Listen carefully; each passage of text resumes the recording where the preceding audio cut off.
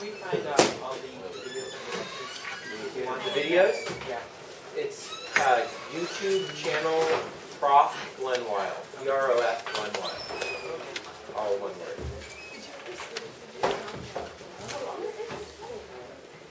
How long is it? 2 sections. It's an hour and a half long. True, false, uncertain. Short answer, long answer.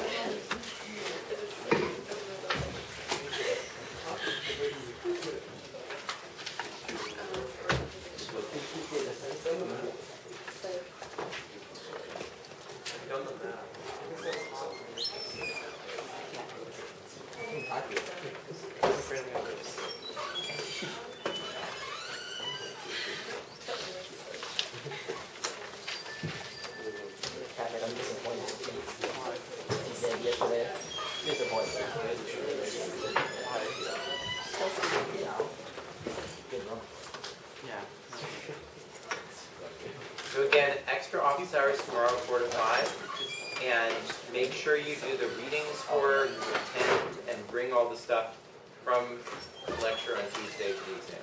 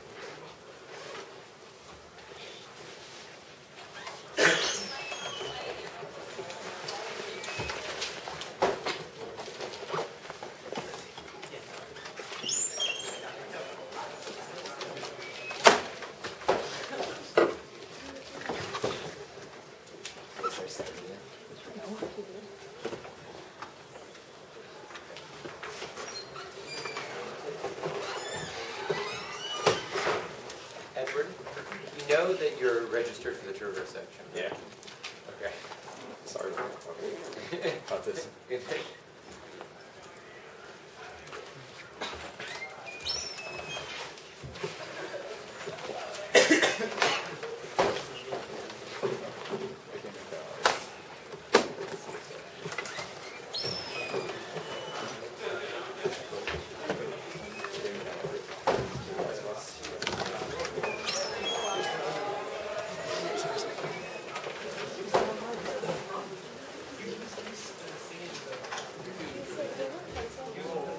Hey.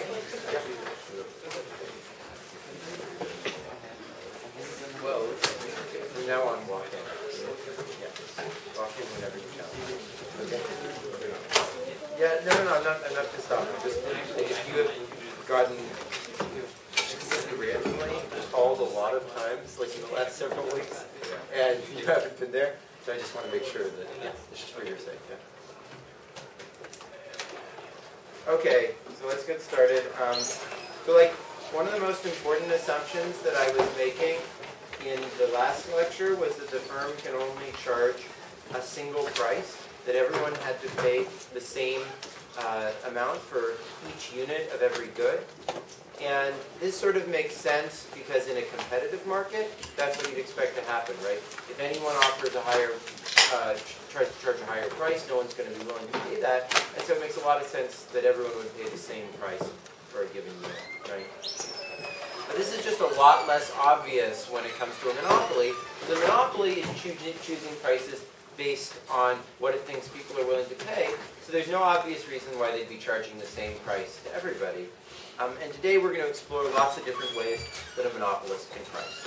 So we'll start by talking about perfect or third degree or first degree price discrimination. We'll then talk about second degree or quantity-based price discrimination. as well. This can also be based on quality of the goods, not just the quantity. There's also going to be third degree or identity-based price discrimination, as well as some other common forms of price discrimination that don't fall so cleanly into any of these categories. We'll then talk about some policy applications, such as when price discrimination is harmful or beneficial, as well as the role that price discrimination plays in taxation and other social policies. So, first degree price discrimination is ideal in what sense, Navtej? Navtej here? Navtej Singh? No. Okay. So, the idea is you charge every person a different price. And you charge them a different price for each unit that you sell them. Right? So, for every unit that you sell to every person, you charge them exactly how much they're willing to pay for that unit. And because this exactly matches everyone's willingness to pay, you're able to capture the full consumer surplus. Because you're charging each consumer for each unit exactly how much they're willing to pay for that unit. And we almost never see anything like this happening in the real world. It's more of a theoretical benchmark, but there are some things we see that are a little bit like it. So one thing is that if you go to a market and you haggle with a really competent bargainer, he'll usually figure out pretty close to what you're willing to pay, and he'll charge you that. Car salesmen are quite good at doing that as well, right? The internet allows for some amount of this personalized pricing. So many internet sites track everything you've bought and everything you've done on the internet, and they use that to figure out pretty darn precisely how much you're willing to pay, and then they can just show you on your screen the price that they think you're willing to pay and charge you that. CVS, similarly, I don't know how many people here use CVS, but they have a very elaborate coupon system if you have their extra care card, where they track everything that you do. Every purchase you make, every time you swipe your card at the store, etc., and they use that to try to come up with a model of how much you're going to be willing to pay for different things, and they offer you very personalized coupons based on it. So the best, this first degree price discrimination is the best the monopolist can possibly do. In other words, he extracts all of the consumer's willingness to pay. That's the maximum profit he could possibly make. And so companies are always going to be looking for ways to price discriminate better to get closer to first degree price discrimination. On the other hand, this is terrible for consumers, right? Because they get all their surplus taken away. They don't get anything. Everything they're willing to pay is captured by the monopoly. So it's really good for the monopoly. It's really bad for consumers. And Edward, what is the total social value associated with this? Is it good or bad from a society's perspective? I don't know, I guess would it even out with the gain for the producer and surplus? Well, compared to a normal monopoly, is it going to be better or worse? I guess worse for society. Consumers for the surplus? So no, actually. Does anyone else have a... Okay, go ahead. It gets better because you're able to get every single, you're able to produce up to price equals to marginal cost. That's exactly right. So it's going to be very attractive along that dimension and very attractive along many dimensions, actually. So just so we can see that, imagine we have this demand curve and this cost curve. Usually the monopolist would, have some dead weight loss, like there or something. But here, he's going to be able to capture all that value, and all that value, and all that value.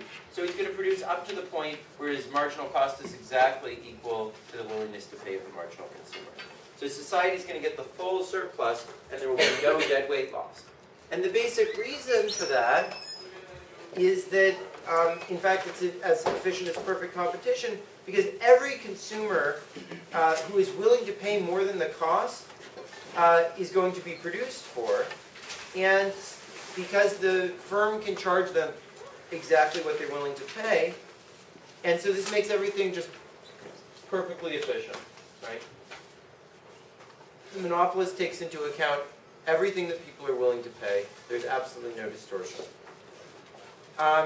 And the reason why it works so well is that think about what was the fundamental cause of the monopoly problem. It was that the monopolist has this trade-off. He'd like to charge more to the inframarginal people. But in order to do that, he also has to charge a higher price than the marginal people and exclude them from the market. That's inefficient, but he would like to avoid that if he could. He'd really like to charge a really high price to the inframarginal people while still charging a low price to the marginal people, right? And when he can perfectly price discriminate, he no longer has this dilemma. And so there's no distortion that he has to create. However, the problem with first-degree price discrimination is all the value is captured by the producer, by the monopolist.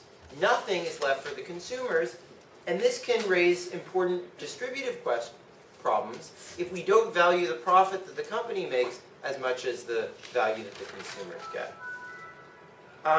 And this is what makes price discrimination often quite unpopular with the public. But given that it's more efficient, it seems like there should be some way to do the first-degree price discrimination and then get the profits away from the monopolist, right? And economists often advocate this. They often are very supportive of price discrimination, but then also of ways of trying to take the profits that the monopolist is making and redistribute them to consumers. So one way that this can be done is there can be competition to become the monopolist. There can be bidding for the right to be the monopolist who can then third-degree price discriminate. So this can be like a government auction, for example. Another thing you could do is you could tax the monopolist's profits, right? And then you can redistribute them as you please. Or you could have a labor union that bargains with the monopolist and tries to raise wages higher and take the money away from them. Now, none of these solutions is nearly as perfect as it sounds because all of them rely on somebody other than this monopolist knowing what the value in the market is.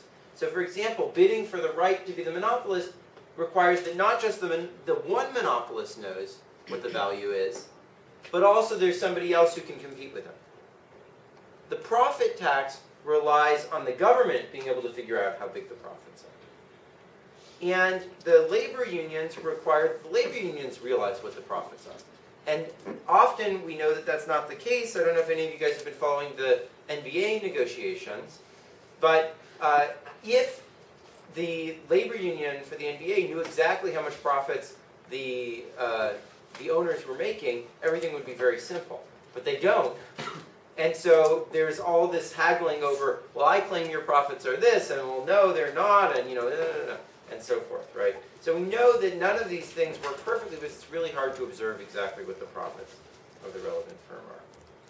There also may be benefits to not trying to take all those profits and actually leaving them to the company because this allows them to capture the value associated with it.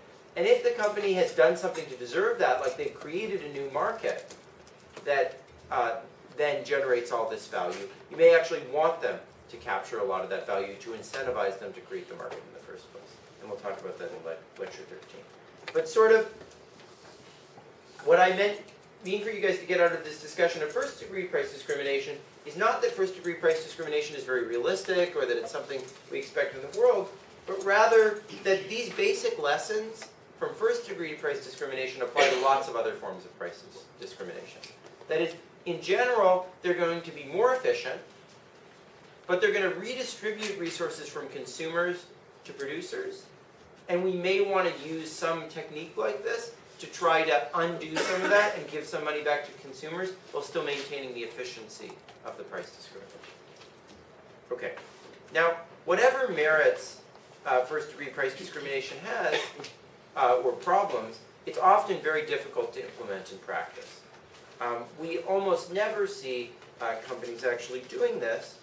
And Patrick, Weyl, what do you think some reasons why it's hard to implement first-degree price discrimination are? It's hard to go from individual to individual. So